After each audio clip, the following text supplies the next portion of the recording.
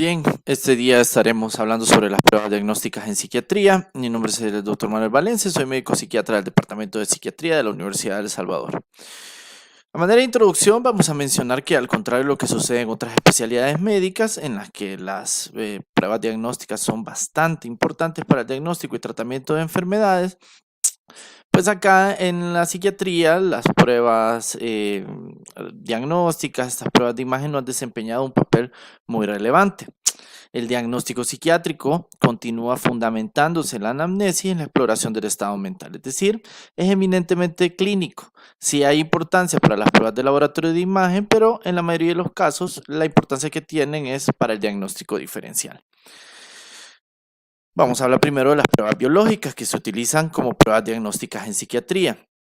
Actualmente no existen directrices concretas sobre qué pruebas del laboratorio debe pedirse inicialmente en el proceso de diagnóstico del paciente psiquiátrico, que no presenta ninguna enfermedad médica conocida. Es decir, tenemos a un paciente sin ningún trastorno somático quien consulta por primera vez o debuta con un trastorno psiquiátrico. Bueno, debemos recordar que nosotros tratamos pacientes, no enfermedades. Por lo tanto, quienes nos van a dar la clave para saber qué pruebas enviar es, primeramente, la anamnesis, a partir de los datos que nos brinda en la presente enfermedad, la exploración física, los hallazgos que encontramos en nuestro examen físico, la exploración del estado mental, porque a medida ustedes vayan viendo cuando avance la materia, que si, dentro del examen mental existen apartados específicos para descartar posibles alteraciones neurológicas y el juicio clínico del evaluador. ¿Qué pruebas de laboratorio son más útiles en el proceso diagnóstico del paciente psiquiátrico? Pues bueno, pacientes que únicamente presentan síntomas psiquiátricos y no sufren de ninguna enfermedad médica, la evidencia científica nos dice que al menos las pruebas de laboratorio que debemos enviar a estos pacientes deberían consistir en la concentración sérica de glucosa, la concentración de urea, el aclaramiento de creatinina, el análisis de orina y pruebas tiroideas que es recomendable en mujeres mayores de 50 años, ya que muchas patologías psiquiátricas y patologías tiroideas, sobre todo en este grupo, pueden confundirse o pueden traslaparse algunos síntomas, por lo tanto es importante descartar que hayan patologías tiroideas. Existe población de pacientes que merecen una consideración especial. Recordemos que hay ciertos grupos, sobre todo en los extremos de la vida, o algunos que presentan ciertas características o enfermedades crónicas, pues bueno, ya merecen un criterio un poco más ampliado. Los ancianos, las personas hospitalizadas, quienes viven en residencias o instituciones similares, pacientes con niveles socioeconómicos bajos o que presentan un grado elevado de preocupación por la salud, como los pacientes con problemas de alcoholismo o drogodependientes, y algunos pacientes con retraso mental que pueden también conllevar algún descuido de su salud física. Por lo tanto, en esos casos vamos a tener que ampliar las pruebas, vamos a tener que quizás enviar algunas pruebas de electrolitos, algunos hemogramas para descartar procesos infecciosos e incluso exámenes generales de orina o de heces también para descartar infecciones crónicas o alguna otra alteración física. Dentro de las pruebas biológicas también tiene relevancia el electrocardiograma, tanto para el proceso diagnóstico o el descartar ciertas patologías, ya que, por ejemplo, trastornos de ansiedad pueden confundirse en ocasiones con cuadros de taquicardia sinusal, etcétera, y también porque dentro del abanico de tratamiento de psicofármacos con los que contamos en el área de psiquiatría, algunos, como los antidepresivos tricíclicos o los antipsicóticos, pueden llegar a alterar la función cardíaca o aumentar el tiempo de conducción. Hay una prolongación del intervalo QT que puede presentar cierta alteración en algunos pacientes, por lo tanto, el uso del electrocardiograma es relevante para estos pacientes. El electroencefalograma, bueno, este consiste en el registro no invasivo de la actividad eléctrica del cerebro. En la prueba se coloca en el cuero cabelludo electrodos para registrar el flujo de corriente eléctrica extracelular de las neuronas. En la evaluación del paciente psiquiátrico, el electroencefalograma se utiliza para descartar la existencia de una enfermedad médica como la epilepsia o el delirium, que contribuye a la presentación clínica del paciente. Sobre todo en estratos socioeconómicos bajos, en población rural, muchas veces se confunden cuadros neurológicos con cuadros psiquiátricos. Algunas veces los pacientes en realidad están pasando por un cuadro de epilepsia, pero la familia lo confunde con trastornos mentales y al momento de describir la presente enfermedad no logran ubicar exactamente ante qué cuadro nos encontramos. Puede ser de utilidad el electroencefalograma y el delirium también como una enfermedad metabólica a nivel cerebral, también puede verse, se puede diagnosticar adecuadamente con un electroencefalograma. ¿Qué es lo que vamos a encontrar en un electroencefalograma normal? Pues bueno, actividad paroxística indicativa, la presencia de descargas neuronales episódicas y transitorias que se miran precisamente en la epilepsia, la identificación no paroxística de la actividad, como en los casos de delirium, sobre todo se mira en pacientes de tercera edad con algún tipo de infección o alguna alteración metabólica, actividad asimétrica como que se observa cuando existe una lesión ocupante del espacio o un infarto cerebral, y alteraciones del sueño compatibles con apnea del sueño, trastorno del sueño con movimientos oculares rápidos o narcolepsia. Entonces, para el electroencefalograma, pues nos va a brindar un apoyo diagnóstico en cuanto al diagnóstico de epilepsia, a la encefalopatía metabólica, al paciente comatoso. Nos va a servir también para descartar a esos pacientes catatónicos que posteriormente los vamos a ir discutiendo a medida que avance la asignatura, pero nos va a servir el electroencefalograma porque hay muchos que logran hacer cuadros muy similares a un paciente con un accidente cerebrovascular y también cuadros de déficit focal en el accidente cerebrovascular, como lo mencionábamos. Algunas pruebas estructurales de neuroimagen también son útiles para estos pacientes. La tomografía axial computarizada en pacientes que presentan sintomatología psiquiátrica que no es habitual con el trastorno mental diagnosticado. Es decir, a medida vamos viendo estos pacientes psiquiátricos, la sintomatología que vamos a ir encontrando en algunos de los grandes grupos diagnósticos es bastante común o bastante similar. Cuando nos encontramos con sintomatología que nos da más señales que puede ser alguna alteración neurológica, pues bueno, es importante descartarlo con estas pruebas de neuroimagen y la resonancia magnética cerebral más sensible que la tomografía axial computarizada, enfermedades vasculares, desmielizantes y cambios degenerativos puede ser útil con esta prueba diagnóstica. ¿Cuándo indicar estas pruebas en pacientes psiquiátricos? Se ha llegado a la conclusión, según la evidencia científica, de que las pruebas de neuroimagen están indicadas en los pacientes psiquiátricos que presentan, primero, un deterioro cognitivo para evaluar una posible demencia. Existen cuadros de demencia rápidamente progresiva o demencia prematura. En esos cuadros vamos a encontrar una disminución de la corteza cerebral, van a haber borramiento de los surcos cerebrales normales.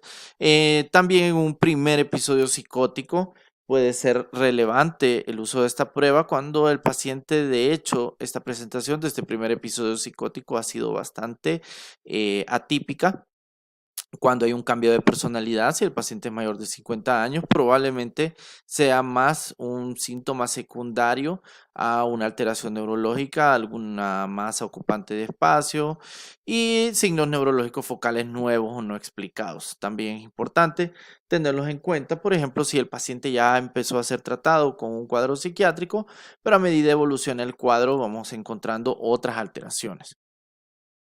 En cuanto a las pruebas psicológicas, dentro de las pruebas diagnósticas en psiquiatría, quizás estas vienen siendo las más relevantes, son las que popularmente más se conocen. Hay mucha gente que conoce sobre estas pruebas, sobre todo en el proceso de selección laboral o en algunos tipos de pruebas a nivel académico. Son las más conocidas. También nos brindan cierto apoyo para el diagnóstico psiquiátrico, pero les recuerdo, como les mencionaba, que el diagnóstico psiquiátrico es puramente clínico.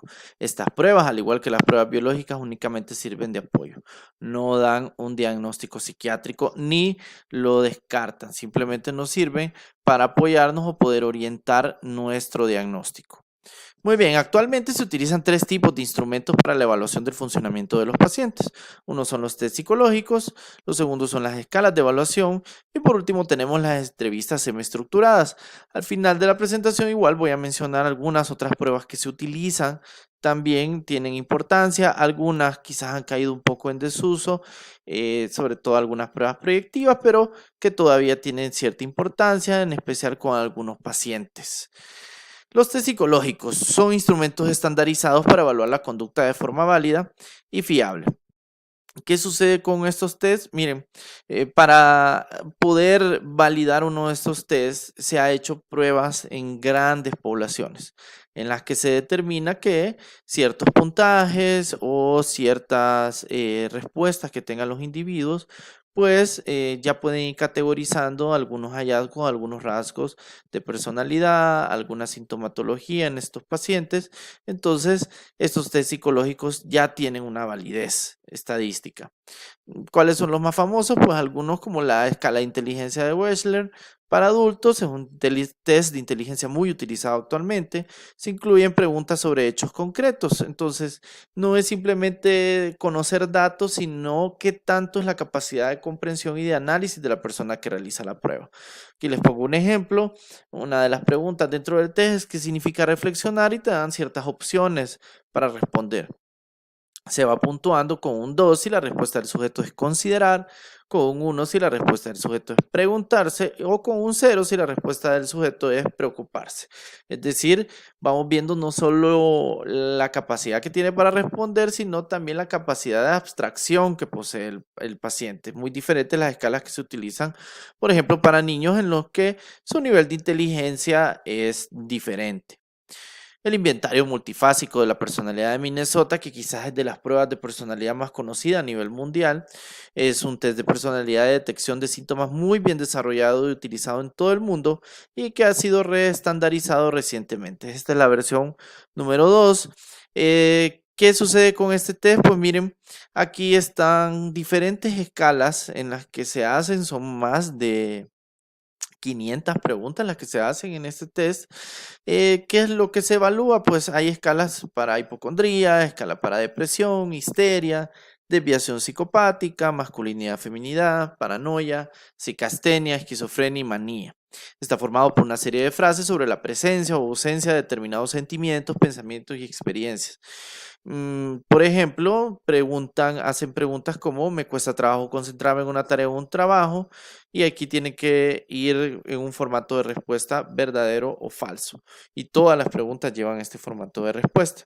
¿Qué es lo que hacemos con la interpretación? No simplemente consiste en fijarse en las escalas que tienen una puntuación más elevada que la población en general, sino que también lo que se hace es un análisis de toda la prueba, es decir, no solo ver las escalas más altas, sino que se hace una interpretación de todos los hallazgos, porque puede haber escalas que presenten puntuaciones mucho más bajas de las esperadas para la población.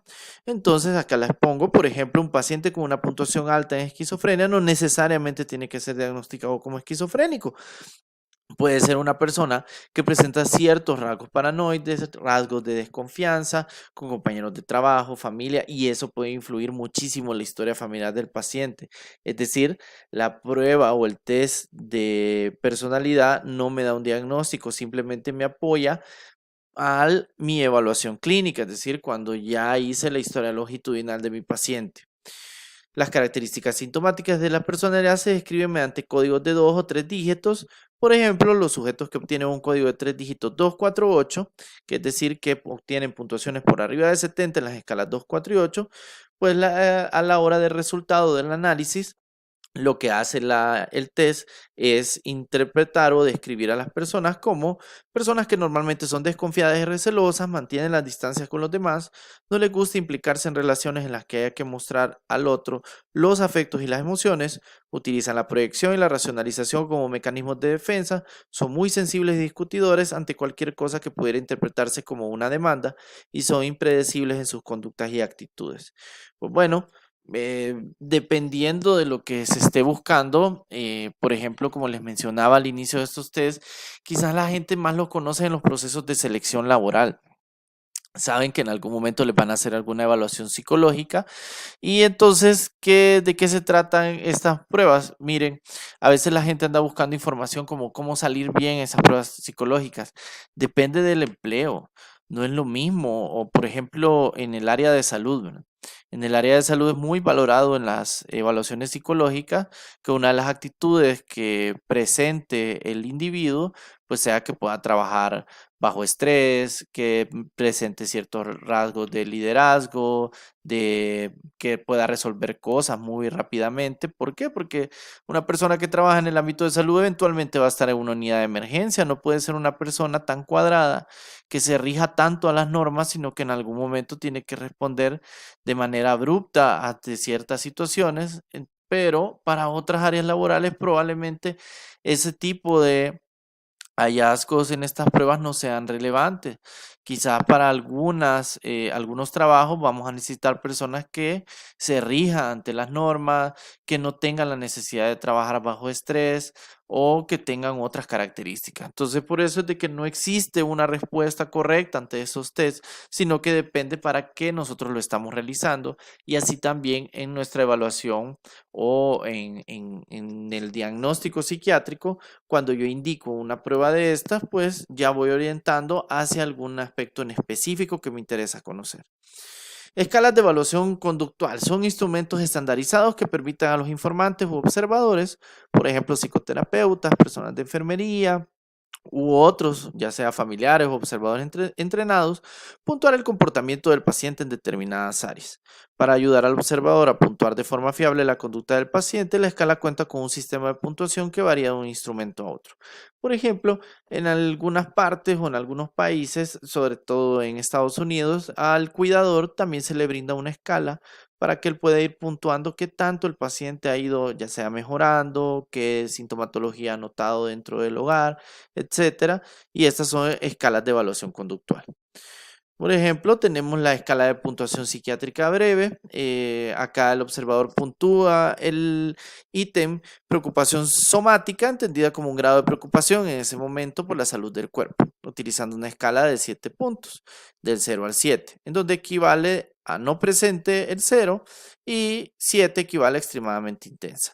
Ejemplos de escalas de puntuación muy utilizadas, por ejemplo, la escala de depresión de Hamilton, viejísima, pero con muchísima validez. Prácticamente aborda todos los síntomas de la depresión que todavía son válidos y escalas de adaptación de CATS también son importantes. Las entrevistas estructuradas pues han sido estandarizadas controlando las preguntas que se formulan al paciente, especificando qué clases de pruebas se van a usar y normalizando el sistema para puntuar las respuestas del entrevistado.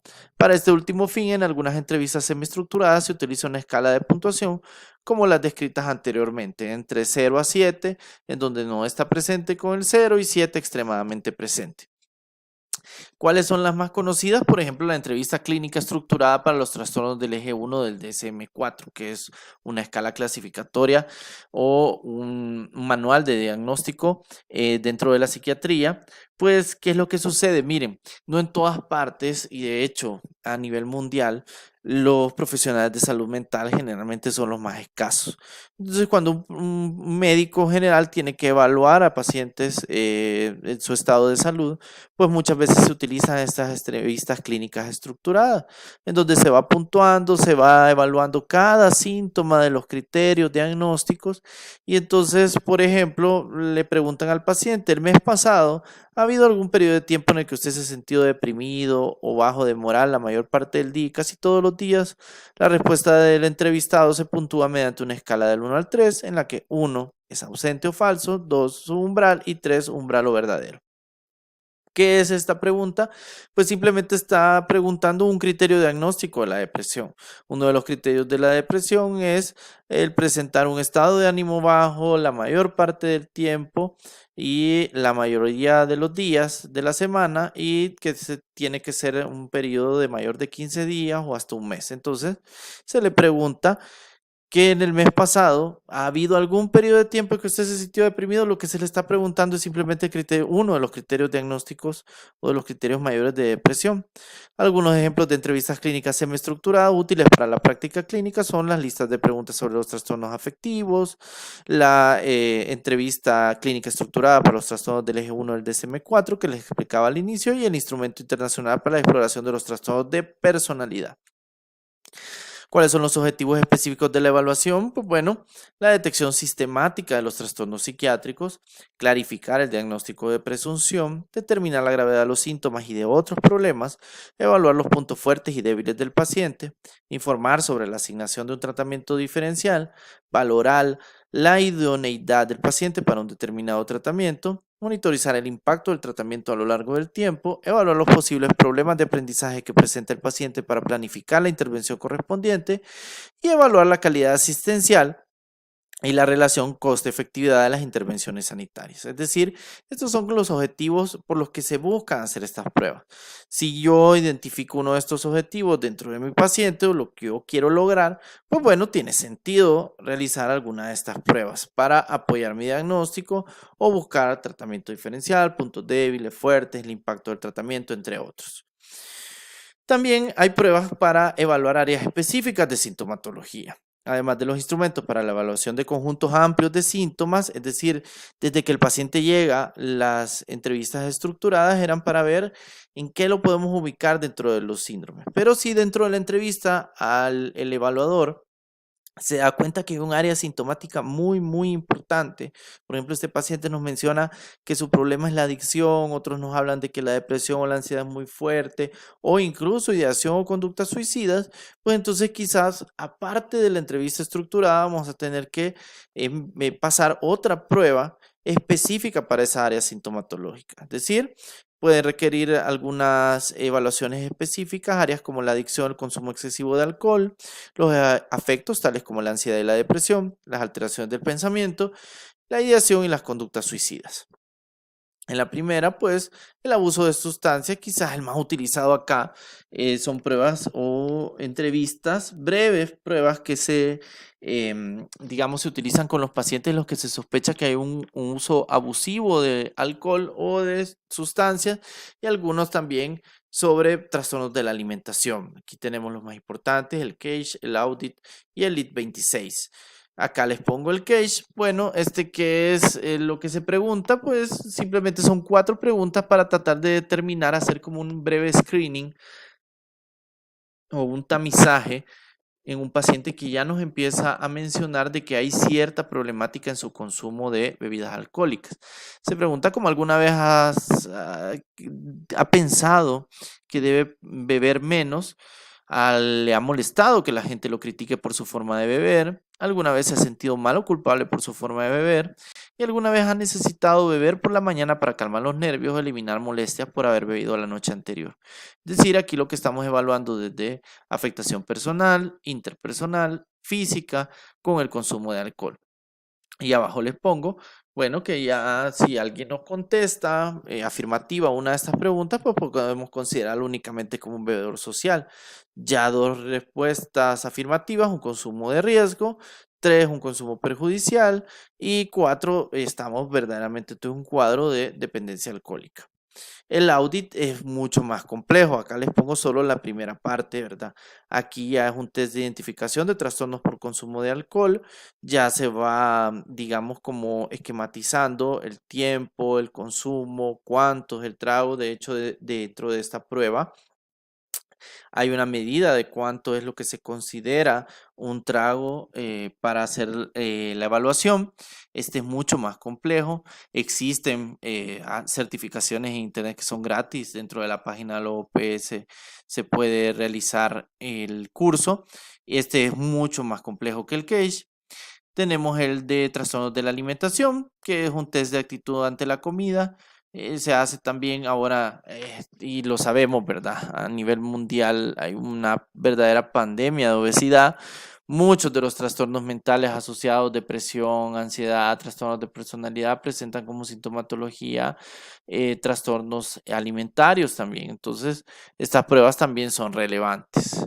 Aquí hay algunas de las preguntas que les hace. Me da mucho miedo tener sobrepeso, evito comer cuando tengo hambre, me encuentro preocupado por la comida, he tenido atracones donde siento que no me puede controlar, entre otros.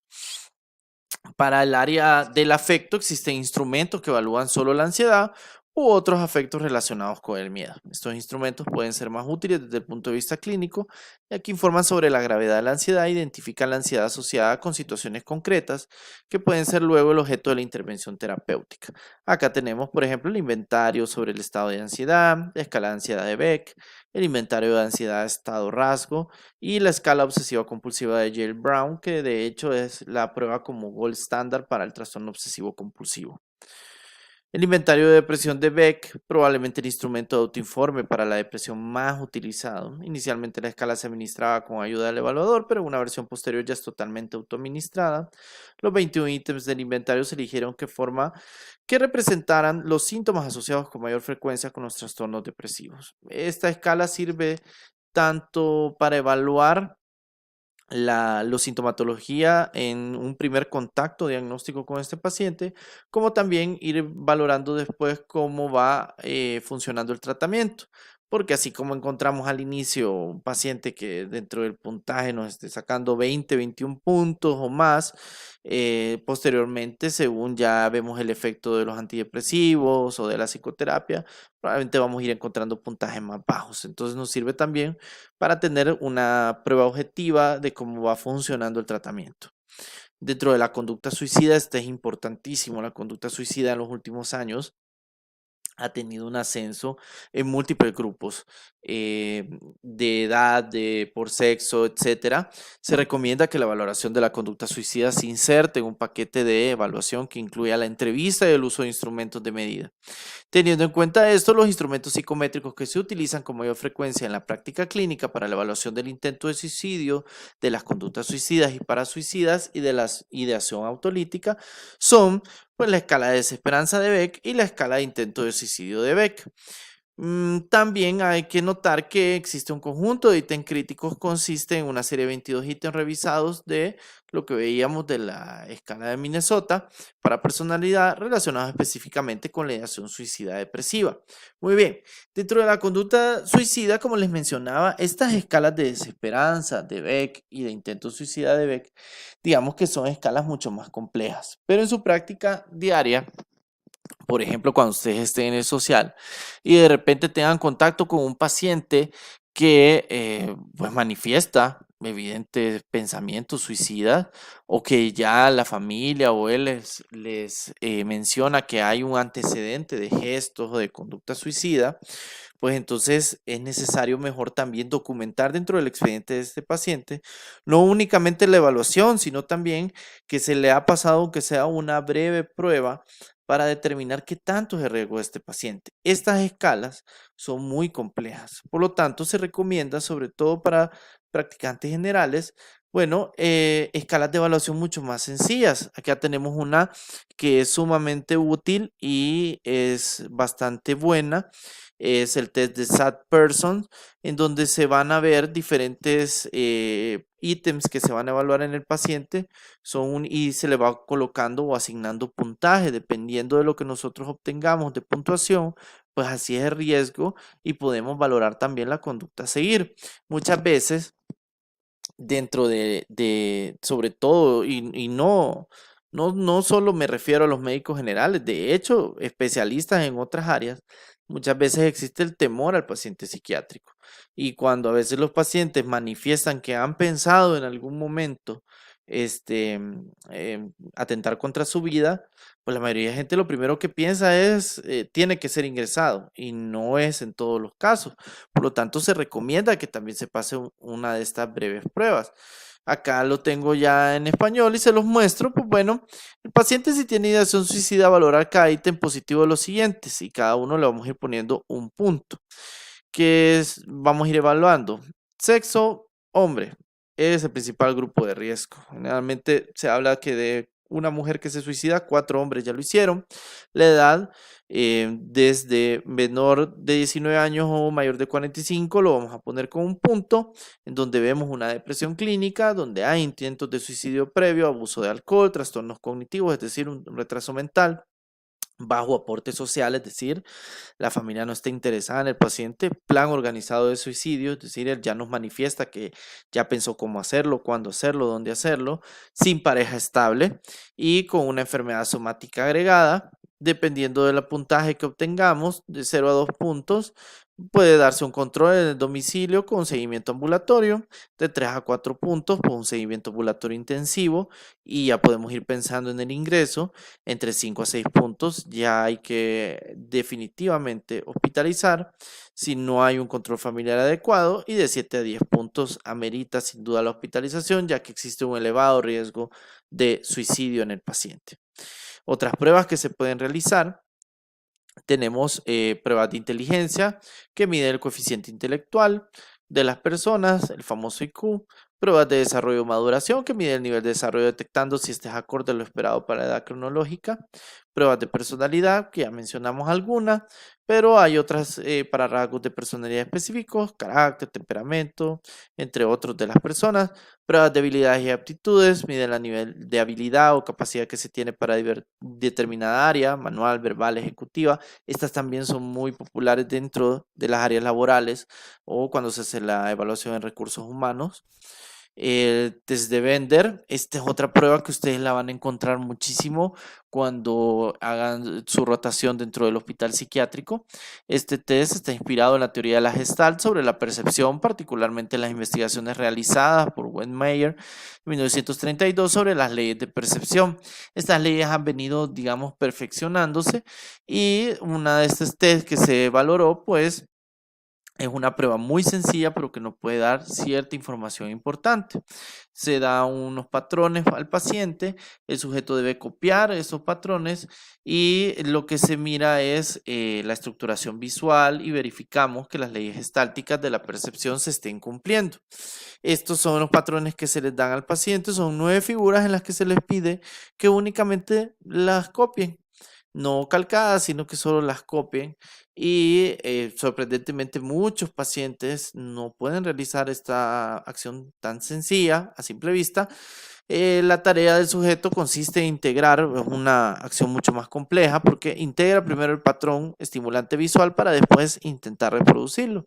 Entre ambos procesos median complejos sistemas sensoriales aferentes y eferentes, considerándose que un patrón anómalo de respuesta, es decir, unos trazos que se alejan del modelo original, pueden suponer el indicio de un trastorno mental, neurológico e incluso emocional.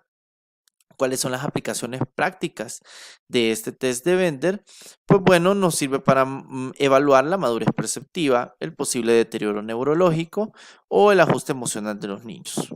Tiene ciertas aplicaciones prácticas importantes, ustedes lo van a ver en pacientes, sobre todo cuando se quiere descartar algunos trastornos mentales orgánicos.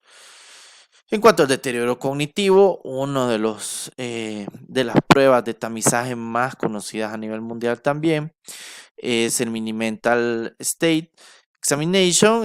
Lo que muestra es un buen rendimiento a nivel de escrima o valoración inicial de deterioro cognitivo en pacientes de tercera edad. Presenta algunas dificultades, ¿verdad? Porque algunas veces está cargado de aspectos del lenguaje, mostrando un rendimiento diferente en función del nivel cultural y estudios. Recordemos que vamos a veces evaluar pacientes de 70, 80 años, que muchos nos van a mencionar que quizás nunca fueron a la escuela, y dentro de la prueba muchas veces se evalúan cuestiones de lenguaje, se le pide que lean una frase, que escriban, y entonces ahí la puntuación puede salir un poco alterada. En cualquier caso, es necesario tener en cuenta que se trata de una prueba de screening, y por lo tanto no nos da el diagnóstico por sí solo, el diagnóstico de demencia, sino que tenemos que compaginarlo con nuestros hallazgos clínicos, la historia que nos brinda la familia, la presente enfermedad, entre otros. Ahora, las pruebas proyectivas. ¿De qué se tratan las pruebas proyectivas? Estas también son muy populares, los psicólogos las pasan constantemente. Las pruebas proyectivas se somete a la persona a una serie de estímulos visuales o auditivos con la finalidad que estos produzcan lo que en psicología se conoce como proyección, la cual permite la explotación de aspectos inconscientes de la personalidad de un sujeto. Es decir, con una imagen podemos obtener cierta información dependiendo de que cada paciente nos lo mencione.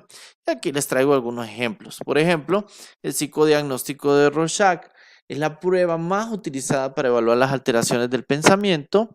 En esta prueba se presenta al paciente un estímulo relativamente ambiguo, simplemente es una mancha en tinta en color o acromática, y sin ningún tipo de instrucción se le pide que diga qué le recuerda a la mancha o a qué se parece. son imágenes de este tipo.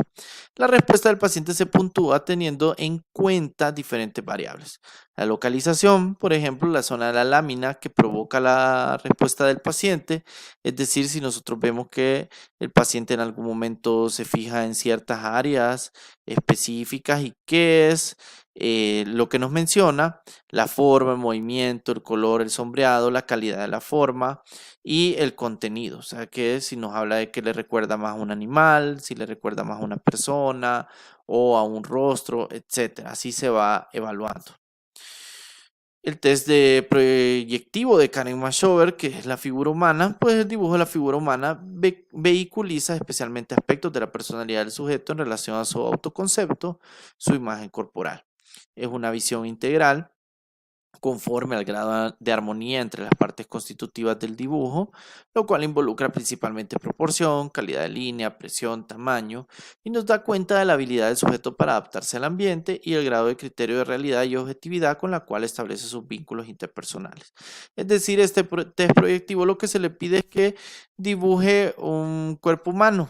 Y dentro de esta gráfica, dentro de este dibujo, lo que podemos ver es esta proyección de su propio ser que vemos en la persona y aquí dentro de esta proyección pues van a confluir muchísimos aspectos, experiencias personales, sus representaciones psíquicas, imágenes de estereotipos sociales y culturales, aceptación o no de su etapa vital, identificación y asunción de su propio sexo, grado de estabilidad y dominio de sí mismo y esperamos que nosotros que esta figura graficada debe asemejarse en sus atributos e imagen del sujeto mismo.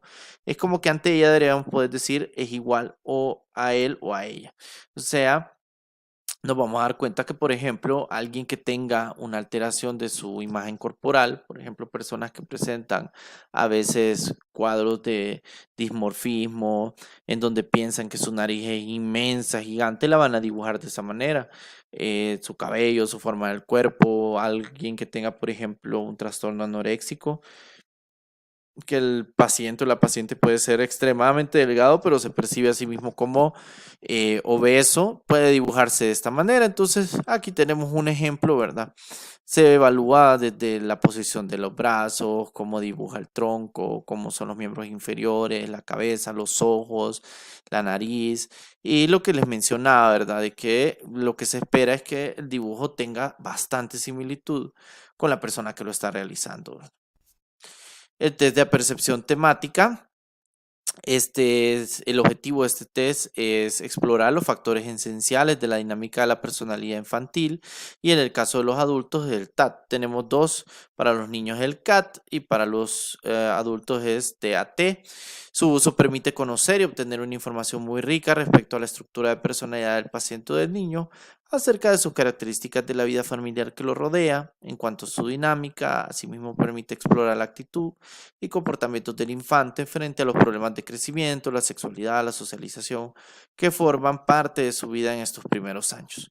Muy bien, en estos test, ¿qué es lo que nosotros hacemos? Pues bueno, se le muestra al paciente, ¿verdad?, ciertas imágenes y lo que se le dice a partir de estas imágenes es que cuente una historia acerca del contenido de estas imágenes. Es decir, no se le dice, mire, le voy a enseñar una imagen y usted cuénteme de qué se trata esta imagen, cuénteme una historia, qué termina, de qué consiste, qué está pasando con esta imagen. Las historias se interpretan con base en los temas, las motivaciones, la manera en que las situaciones interpersonales son manejadas y la medida en que los pacientes se identifican con los caracteres que él descubre. Entonces tenemos ciertas imágenes, por ejemplo, como esta, ¿verdad? Se le muestra la imagen y se le dice, cuénteme qué está pasando. Y las personas empiezan a escribir, pues bueno, mire, yo pienso que él como que se quiere ir, la está dejando a ella y ella le está diciendo que no la deje. Bueno, a partir de esa proyección uno ya puede identificar que este paciente tiene algún antecedente de abandono, porque lo primero que se le ocurrió fue decir que la estaba dejando. Hay otro que va a decir no, acá lo que está diciendo es que ella le fue infiel y le está pidiendo perdón a él, etcétera. Entonces hay alguna situación de infidelidad presente o pasada en el paciente. Esta imagen, por ejemplo, nos habla de temas de relaciones heterosexuales, amorosas, agresivas o sexuales, parejas en discordia o amenazadas en su felicidad, Se pueden proyectar razones de la desaveniencia o las motivaciones atribuidas al hombre y la mujer. Pocos sujetos observan la existencia de un tercer personaje. Una mujer escasamente vestida en el fondo, el hombre se percibe entonces como apresado entre dos tipos de mujeres. Entonces, a partir de la imagen no tiene ningún significado, es simplemente una imagen. Y las personas son las que empiezan a verbalizar. ¿Qué es lo que estás verbalizando? Conceptos, pensamientos que ya tenés en tus antecedentes. Por eso nos sirven estas pruebas de proyección. Ahí tenemos de otra señora abriendo una puerta, la figura ambigua en cuanto a la edad generalmente interpretada como una figura materna, puede provocar las actitudes y expectativas respecto a la madre. Abajo también otra imagen de la señora viendo hacia el vacío, el otro hombre como con cara avergonzado, ¿verdad? Se interpreta como una situación madre-hijo o equivalentes, permite la expresión de la actitud del sujeto hacia la figura materna y la cualidad de la relación, culpa, dependencia, discordia, protección, etc. Algunos hablan de que el hijo está avergonzado, le está pidiendo perdón, la señora no quiere saber de él, etcétera, etcétera. Acá tenemos otra imagen, una mujer aparentemente más joven que el señor que la está observando.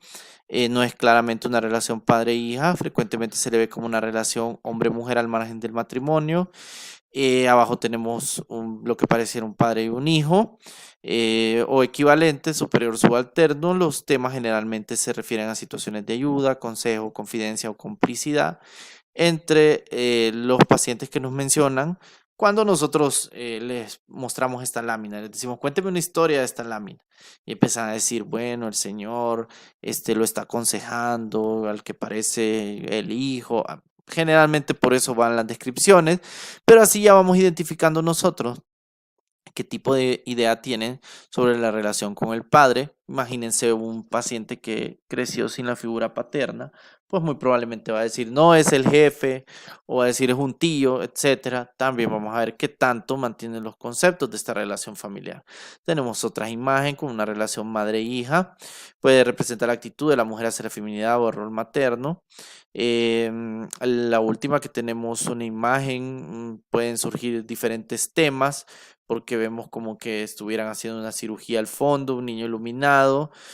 Muchos hablan, ¿verdad?, de que algunos aspectos o temas de agresión, sublimación de la agresividad, temor a la muerte, etcétera. Algunos hablan que el niño es el que lo están operando y que este es el espíritu del niño, etcétera. Entonces también ahí ya puedes proyectar ciertas creencias que tenés sobre lo que sucede después de la muerte, entre otros. Otra imagen de una mujer frecuentemente interpretada como una mirada de despedida o bien como una mujer feliz, triste o nostálgica. Casi todas las imágenes son ambiguas y lo que se busca es cuál es el significado que le da el paciente. Tenemos otra imagen, puede evocar temas de fraternidad varonil, con o sin homosexualidad latente. Alguien puede mencionar o pensar en algún momento, mire, quizá, yo pensé que estaba, no sé, pensé en una película o algo por el estilo. Entonces ya uno va pensando con algunas características del paciente. El contenido del test, en el caso de los niños, que el CAT, el test está formado por 10 láminas que han sido confeccionadas mediante personajes de animales, ya que los niños podrían identificarse más fácil con figuras de animales que con figuras humanas para la autora. Entonces, ¿qué es lo que se le muestra al niño? Es precisamente esta imagen, por ejemplo. Entonces, el león, la mayor parte de veces para los niños, es habitualmente visualizado como figura paterna, equipada con símbolos como el bastón y la pipa. Algunos lo relacionan con el abuelito o con la persona mayor, ¿verdad? Cuando el león aparece como figura poderosa y fuerte, es importante tener en cuenta si su poder es de naturaleza benigna o peligrosa. Se le pregunta al niño si este león que nos está contando la historia ha sido un león bueno, es un león malo, para ver cuál es la relación que tiene con la autoridad del niño. El ratoncito, que es el que se mira en la esquina inferior derecha, pues la mayoría de niños cuando lo notan suele ser visto con la figura a la cual se identifican. Ellos dicen que yo soy el ratoncito, puede ser visto como el más fuerte a través de diversas alternativas y trucos, y otras completamente están a merced del león. Entonces, por ejemplo, si el niño ha pasado por una situación de violencia en la que ha tenido que defenderse, entre otros, pues quizás van a contar de que el ratón va a darle duro al león, cosas por el estilo. Hay niños que se identifican con el león y otros que fluctúan varias veces de un personaje al otro, evidenciando confusión de roles, conflicto entre sometimiento y autonomía, entre otros. Otra imagen de animales, se nos permite explorar aspectos vinculados a sentimientos de culpa, necesidad de castigo, porque algunos hablan de como que la mamá le está pegando al perrito. La escena apunta a ver si el niño puede ver la situación como de un perro que comete una travesura y su mamá lo está reprendiendo. Algunos también por esta imagen que se muestra, la parte del baño que vemos acá en la imagen conjunta de los perritos, pues pueden hablar sobre aspectos vinculados al control de esfínter, lo cual es de suma utilidad en niños con síntomas de encoprexis, que son los niños que se defecan en la cama o cuando están dormidos, y algunos que tienen el problema de orinarse en la cama, que es la enuresis. El test de árbol es otro test proyectivo de la personalidad profunda a través de sus distintos contenidos, en los que se va explorando ciertas áreas de la personalidad. Los contenidos que se analizan en el test son los siguientes: el tronco, la copa, las ramas, el suelo y otros elementos accesorios que a veces aparecen en la imagen. ¿Qué significado tiene? El tronco nos permite evaluar estabilidad emocional, cómo se siente actualmente la persona, su fortaleza del yo, entre otros, ya que el tronco es lo que sostiene el árbol. Es decir, el árbol viene siendo como una imagen proyectiva de cómo la persona se mira. La copa representa la vida mental, la fantasía, la riqueza o no de la imaginación, como la persona coincide la realidad. Las ramas conformaban dos cuestiones: la capacidad para establecer vínculos y la modalidad de las relaciones con los otros. También la capacidad de la persona para obtener del ambiente aquello que necesita. Y el suelo representa la realidad, el piso en donde uno se instala. Bien, las pruebas proyectivas, como les repito, no dan diagnóstico, sino lo que nos dan, nos orientan o nos apoyan en cierto diagnóstico. Obviamente una persona está deprimida y lo pongo a hacer un test de árbol, me va a hacer un palito con una hojita nada más. Un paciente que sea con un trastorno de persona narcisista va a hacer una ceiba que no le va a alcanzar en todo un pliego de cartulina, porque te va a hacer una ceiba pero inmensa, ¿verdad? Y te va a poner de lo más frondoso. Entonces nos sirve para hacer este tipo de proyección. Aquí les pongo el ejemplo, ¿verdad? El primero, un árbol con predominio de aspectos depresivos, ¿verdad? Estás deprimido, ni siquiera quieres dibujar nada.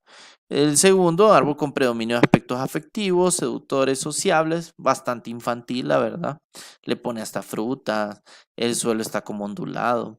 Y el tercero, un árbol con predominio de aspectos agresivos, individualistas, mucha rigidez afectiva. De hecho, el trazo entre la copa del árbol y el tronco están unidos.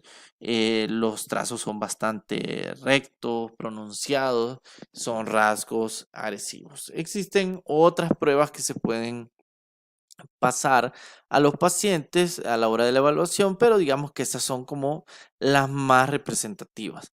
También, por ejemplo, en el caso de los niños se pueden utilizar otro tipo de pruebas más verbales, porque acuérdense que poner a un niño a responder un test puede llegar a ser hasta incluso sumamente aburrido. Entonces, a veces, por ejemplo, se le cuenta una historia al niño, se le cuenta como: vaya, fíjate que la mamá pajarito tenía a dos pajaritos chiquitos en el nido. Ella se fue a traer comida y cuando andaba trayendo comida, uno de los pajaritos se cae del nido. ¿Qué es lo que pasa con el pajarito? Entonces el niño, pues si un niño viene y nos cuenta: yo tengo que terminar la historia, sí, correcto, ¿qué pasa con este pajarito que se cayó? Y viene el niño y te dice: pues bueno, antes que caer al suelo, empezó a volar y salió volando y pudo subir al nido. Un niño bastante optimista, bastante con pensamiento positivo. Pero va a haber otro niño que te va a decir: no, cayó el pajarito, se quebró un ala y en eso había a la par una víbora y se lo comió. Y entonces, como vio que había caído uno, vio al hermanito que estaba arriba, subió, se lo comió, esperó a la mamá y se la comió también. Es un niño con un pensamiento bastante negativo, bastante depresivo, ¿verdad? Muy probablemente este niño está pasando por situaciones socioambientales bastante adversas para que se imagine que la historia del pajarito que cae del nido termine de esa manera. Entonces, hasta acá llegamos con la presentación. Agradezco el tiempo brindado y su atención. Para cualquier duda o comentario, si desean ahondar más sobre este tipo de pruebas, como les mencionaba, les he puesto las más generales y las que nos apoyamos dentro del área de la psiquiatría para apoyar el diagnóstico, para indagar sobre algunos aspectos o sintomatología específica.